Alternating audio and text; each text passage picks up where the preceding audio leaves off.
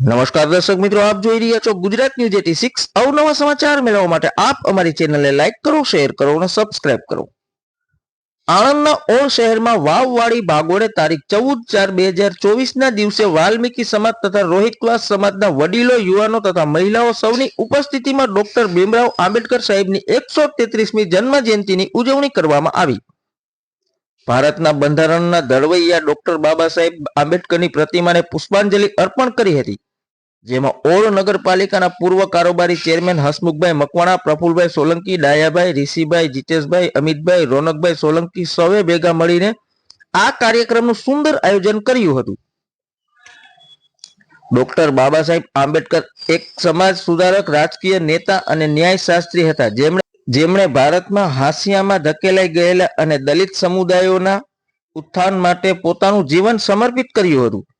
Doctor Ambedkar માનતા હતા કે સામાજિક પરિવર્તન લાવવા માટે શિક્ષણ અને રાજકીય પ્રતિનિધિત્વ જરૂરી છે, અને તેમણે દલિતો માટે શાળાઓ અને કોલેજો સ્થાપવાનું કામ કર્યું। તેમને જાતિ પ્રથા નાબૂદ કરી અને તમામ નાગરિકોને સમાન અધિકારો સુનિશ્ચિત કર્યા। તેમના ઉપદેશો અને વારસો ભારતીયોની પેઢીઓને ભેદભાવ સામે લડવા અને વધુ સમાન અને ન્યાયી સમાજ બનાવવાની દિશામાં કામ કરવા પ્રેરણા આપતા રહે છે। ધન્યવાદ। અહેવાલ દિલીપભાઈ એસ પટેલ, ઓળ, આણંદ।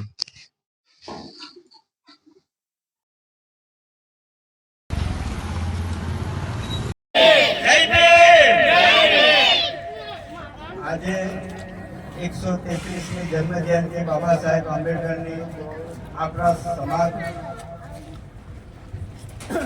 દલિતોના તારણા, આમ તો દલિતોના નહીં તમામના તારણા, કારણ કે સૌ પ્રથમ બાબા સાહેબ આંબેડકરે સ્ત્રીઓનું માન આપવાનું કામ કર્યું, ખાલી દલિતોની નહીં, જનરલ આખા ભારત જેટલી સ્ત્રી જાતિ છે ભારતની બધાને સન્માન આપવાનું કામ બાબા સાહેબ આંબેડકરે કર્યું।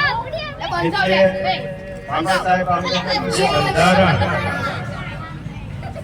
એમનું જે બંધારણ છે વિશ્વમાં પ્રથમ નંબરે છે, અને તે સમયે જે સમયે કોઈને ખબર નથી, અત્યારના આધુનિક જમાનામાં એક ચોપડી લગી હોય તો આપણને ફાંફો પડી જાય, એ સમયે બાબા સાહેબ આંબેડકરે વિશ્વના બધા બંધારણોને યાદ કરી, વાંચીને કમ્પ્લીટ કર્યા પછી આપણા દેશનું બંધારણ બનાવ્યું।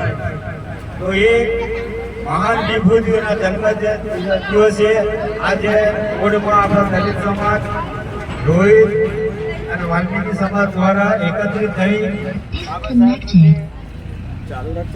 જન્મ જયંતિનો પ્રસંગ ઉજવ્યો છે। તે તમામ આયોજકોનો અને તમામ પધારેલા દરેક મહેમાનોનું હું હાર્દિક સ્વાગત કરું છું અને આભાર માનું છું।